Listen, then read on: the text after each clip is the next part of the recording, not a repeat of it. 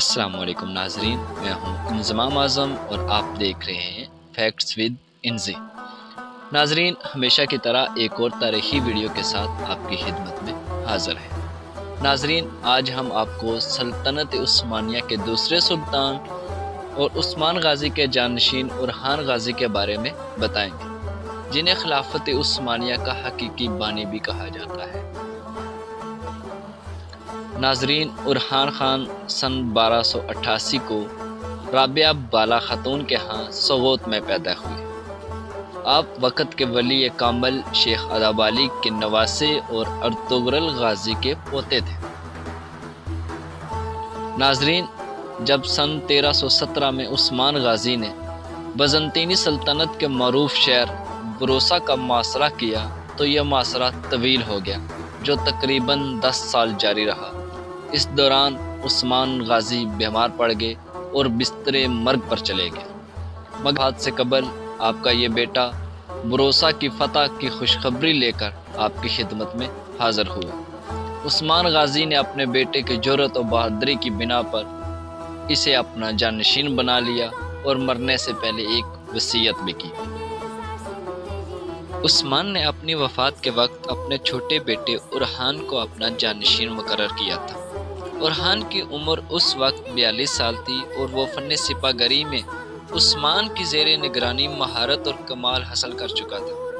ان کے بڑے بیٹے الہ الدین نے اپنا وقت علوم دینیہ کی تحصیل میں صرف کیا تھا۔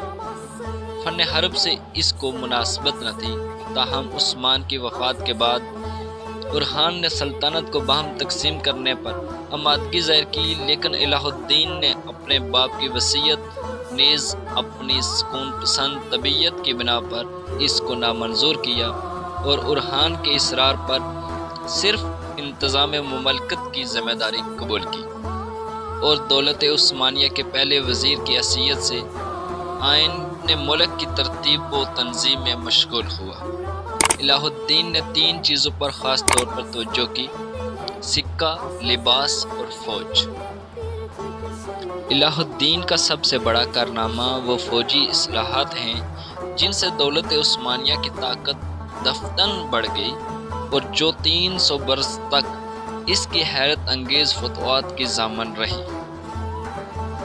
الہ الدین نے اپنی فوجی اصلاحات سے ترکوں کی ایک باضابطہ اور مستقل فوج تیار کر دی، جس کی نظیر 1 صدی تک یورپ میں پیدا نہ ہو سکی۔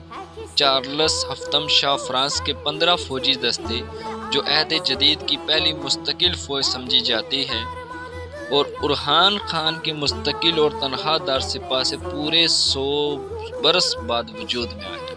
اورحان نے اپنی حکومت کے پہلے سال 728 ہجری بمطابق 1326 میں نائکومیڈیا پر قبضہ کر لیا۔ بروسا چند مہینے پہلے فتح ہو چکا تھا۔ بزنطینی سلطنت کے ایشیائی مقبوضات میں اب صرف ایک ہی بڑا شہر نائسیا رہ گیا تھا، جو اپنی عظمت اور اہمیت کے اعتبار سے قسطنطنیہ سے دوسرے درجے پر تھا۔ اورحان نے اس کا بھی محاصرہ شروع کیا اور 730 ہجری بمطابق 1330 میں اسے فتح کر کے اپنی سلطنت میں شامل کر لیا۔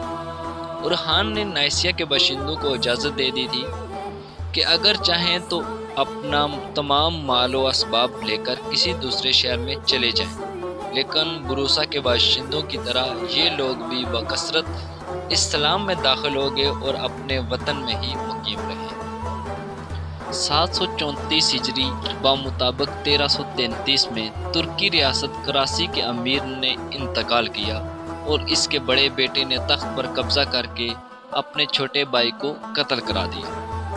اورحان چھوٹے بیٹے کا طرفدار تھا، اس کے خون کا بدلہ لینے کے لیے وہ کراسی پر حملہ آور ہوا۔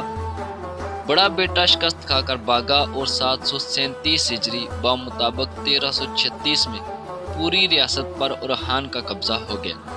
اس کے بعد اورحان نے اناطولیہ کے شمال مغربی گوشے کی چند اور چھوٹی چھوٹی ترکی ریاستیں بھی عثمانی مقبوضات میں شامل کر لیں۔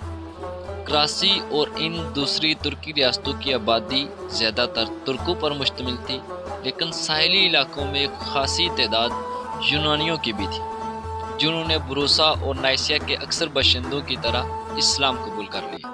नाज़रीन, ये थी आज की हमारी वीडियो। आई होप कि आपको हमारी वीडियो पसंद आई होगी। अगर आपको हमारी वीडियो पसंद आई है तो वीडियो को लाइक कर दें, चैनल को सब्सक्राइब कर दें और बेल आइकन को दबाना मत भूलिएगा, ताकि मज़ीद ऐसी इंफॉर्मेटिव वीडियोस आपको मिलती रहें। अपने मेज़बान इंज़माम आज़म को इजाज़त दीजिए। अपना बहुत सारा ख्याल रखिएगा। अल्लाह नेगेबान।